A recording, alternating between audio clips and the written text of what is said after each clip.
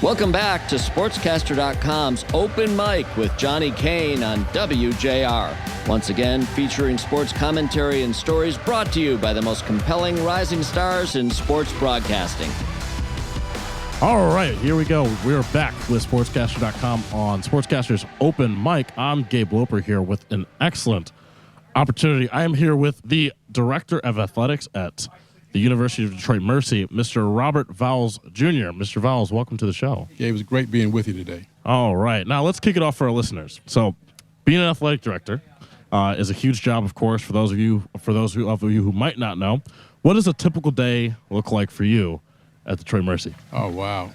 Let me put it to you like this. I always have a list of things to do, and I never get to that list. How about that? So, the main thing for us, though, is trying to make sure that the student-athletes' experience is moving in the right direction. We've got 17 sports, 304 student-athletes. So every day it's something that's just brand new on top of, trying to raise money, marketing, whatever it might be.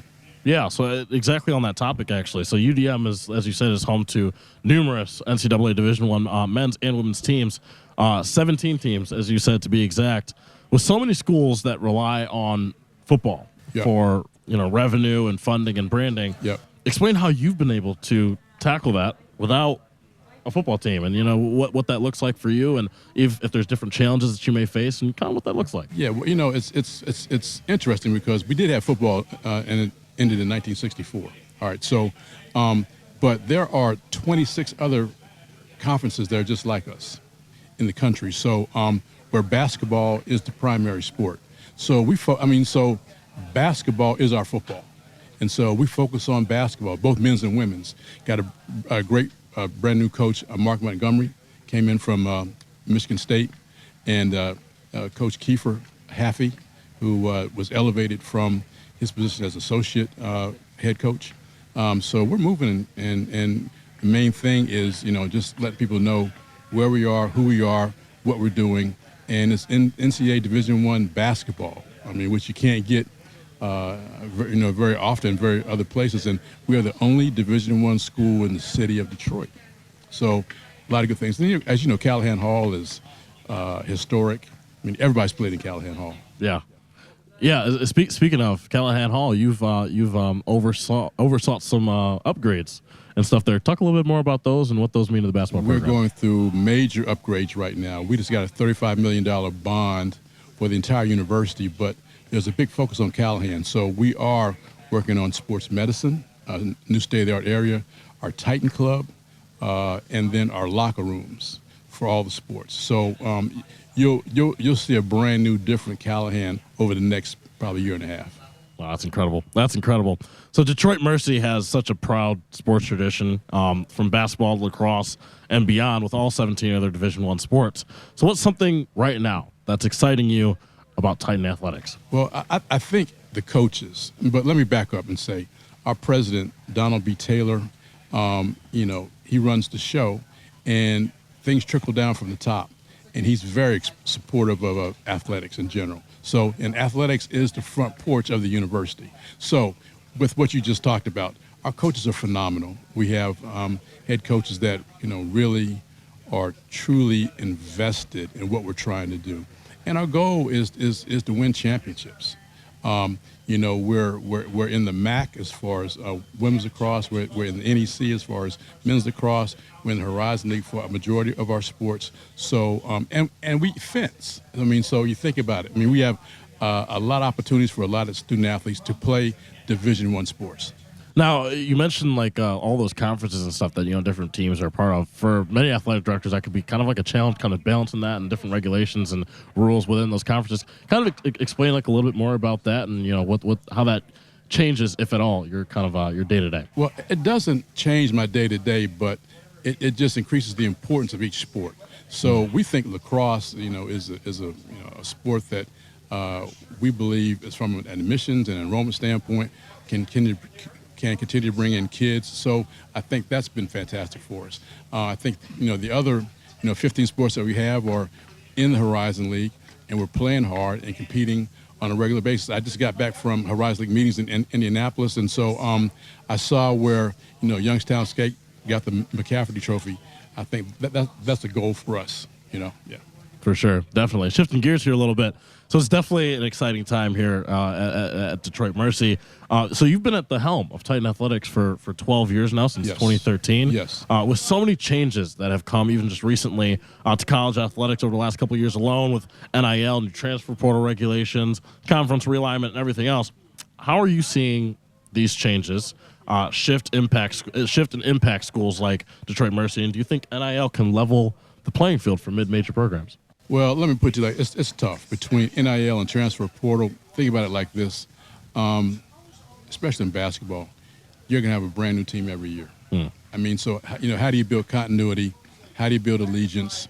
How do you build camaraderie? And here again, I'm not against paying student athletes. I think student athletes deserve something, but it is a challenge trying to compete with other conferences as far as NIL goes, because, all these numbers that are coming out, some are true, some are not true. And so when you're going back to your student athletes, really kind of bargaining with them to stay here or what they want, it's a challenge. It really is. And the other challenge right now is the fundraising piece. I mean, do you fundraise for NIL or do you fundraise for operations? I mean, and we have donors who are right now, like, what do we do? But I'm telling everybody, NIL is not going away. We have to address it. We have to have, a program and plan in place to make sure that we don't fall behind. Yeah, no, for sure. And with so much of it being new, I mean, you mentioned like donors kind of, being kind of like at a standstill a little bit in terms of, what's next. What changes would you, propose, or what, something that you would, think to do something different in terms of NIL on the big stage? Well, I think the main thing is that whenever Judge Wilkins decides to, make sure that the settlement goes through, and NIL comes in-house for us, it'll be easier to manage.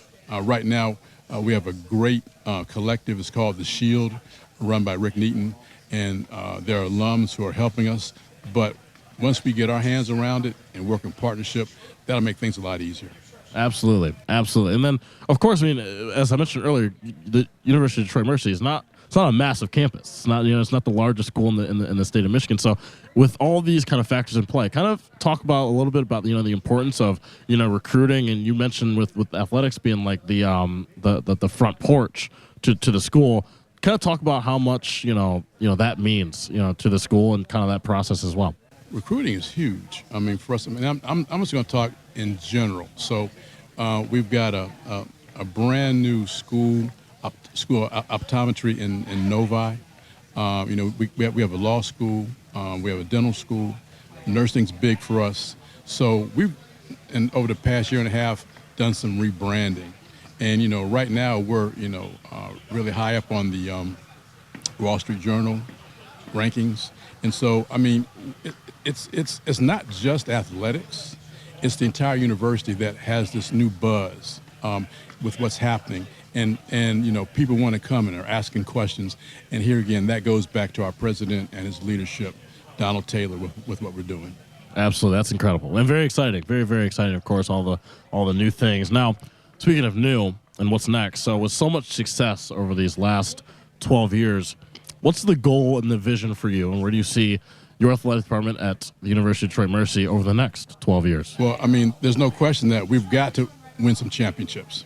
And I think Mark Montgomery and Kiefer Haffey are looking at that from a horizon standpoint.